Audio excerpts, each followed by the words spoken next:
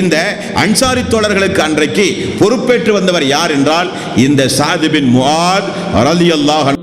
32 வயதான இந்த சாத் பின் முஆத் ரலியல்லாஹு அன்ஹு. யா ரசூலல்லாஹ், முஹாஜிர்களிடத்திலே அபிப்பிராயம் கேட்ட பிறகு எங்களை நீங்கள் பார்ப்பதை பார்த்தால் எங்களுக்கு இதில் உடன்பாடு இல்லை போல நீங்கள் நினைக்கிறீர்களா யா ரசூலல்லாஹ்? நாங்கள் உங்களை விசுவாசித்தோம். எவ்வளவு அருமையான ஒரு சொற்பொழிவு நிகழ்த்துகிறார் பாருங்கள் சாத் பின் முஆத் ரலியல்லாஹு அன்ஹு.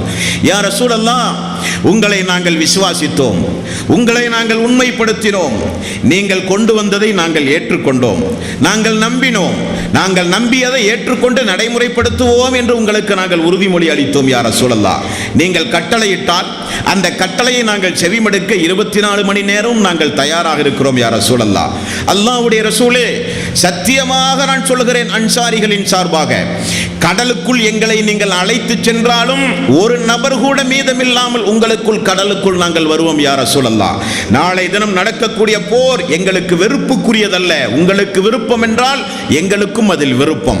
நாளைக்கு நடக்கக்கூடிய போரில் உங்களுக்கு நாங்கள் கண் குளிர்ச்சியை தருவோம். யா ரசூலல்லாஹ், எங்களைப் போல உங்களுக்கு அதிகம் கண் குளிர்ச்சியை தருகிறவர்கள் வேறு யாரும் இருக்க மாட்டார்கள். யா ரசூலல்லாஹ், அல்லாஹ்வுடைய ரசூலே, எங்களை அழையுங்கள், அல்லாஹ்வுடைய அருள் நிச்சயம் எங்களின் மூலம் உங்களுக்கு கிடைக்கும் என்று சொல்லுகிறார்.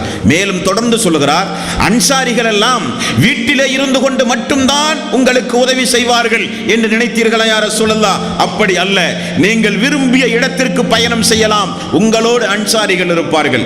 நீங்கள் விரும்பியவர்களோடு உறவு கொள்ளலாம், அந்த உறவு முறையை அன்சாரிகள் நேசிப்பார்கள். நீங்கள் விரும்பியவர்களோடு உறவை துண்டிக்கலாம், அவர்களை அன்சாரிகள் வெறுப்பார்கள். யா ரசூலல்லாஹ், நீங்கள் விரும்பியதை எங்களிடமிருந்து எடுத்துக் கொள்ளுங்கள், விரும்பியதை எங்களுக்கு நீங்கள் தந்து விடுங்கள். அல்லாஹ்வுடைய ரசூலே, நிச்சயமாக நீங்கள் எதை எங்களிடத்தில் எதிர்பார்க்கிறீர்களோ அந்த எதிர்பார்ப்பை முழுமையாக பூர்த்தி செய்கிற கடமையும் உரிமையும் எங்களுக்கு உண்டு.